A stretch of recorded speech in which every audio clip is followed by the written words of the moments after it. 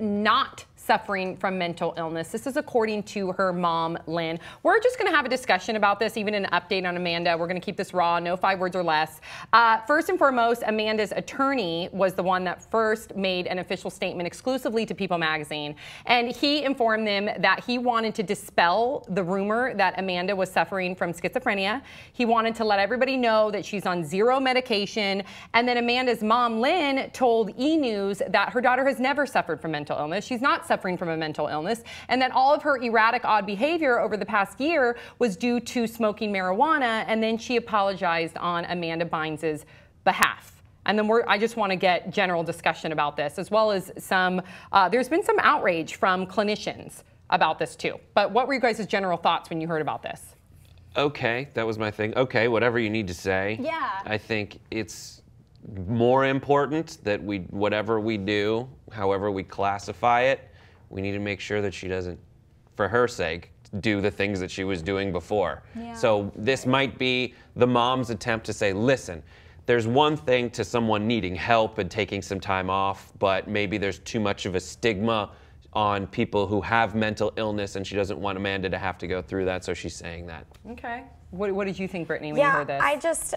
I kind of had the same thought too. I was just like, okay, however you want to phrase it, she just needs help. She needs to not be doing all the things she's doing. Somebody needs to take away her Twitter account, I think, because some of the stuff she's saying, it's just, do you know what I mean? Like, you're just digging yourself a hole. Like, why are you just exposing yourself to all this? And I think, you know, first and foremost, they don't need to disclose her medical condition by any means. I wish that they didn't say anything at all, unless that they're going to take like an approach that was being an advocate for mental illness. Because here's the thing, and we talked about this on Dr. Drew on Call last night, and there was a number of clinicians, and the general consensus was, when we talked to them, was that number one, in all their history of practicing as doctors and addictionologists and psychiatrists, was pot never solely responsible for her getting a mental illness behavior. Now, you can't develop one from marijuana unless you already have one. Well, marijuana definitely will, as we talked about earlier, will definitely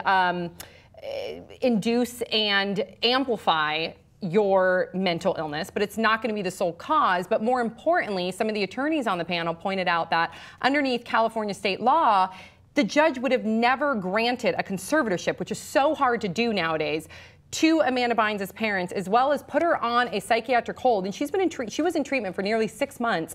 Would that have ever taken place if she did not suffer from a grave mental illness? So I think the more important, and we're so happy that Amanda seems to be doing really well. There's been pictures of her vacationing with her family in Cabo. She's living with her parents until the conservatorship is up, which I think is in September, and she's enrolled in classes at FIDM. She seems to be really great, and that's amazing. But I think more importantly is, I think the reason why I think you touched on this, Brett, and then you piggybacked on that point, was the fact that, is her mom doing this because she's afraid of the stigma? And I wish there wasn't a stigma. And I feel like, I mean, I'm not posing this on Amanda Bynes at all, but I wish that they would just, if they are going to choose to talk about it, because they do not have to, but if they are going to talk about it, let's be an advocate for it, because there's nothing wrong with suffering from a mental illness at all. Exactly. Luckily, she's not saying that mental illnesses are terrible. No, she's just trying to say, like, and to be in a situation where you have that public of a breakdown is tough enough without then putting yourself in the position to have to carry the mantle of being the poster person for mental illness. Like, that is so much extra to put on someone who already had trouble before that. Well, then don't say anything at all. I think Britney Spears did a great job. You know, she came out of her treatment and her conservatorship and just said, I'm happy and healthy now.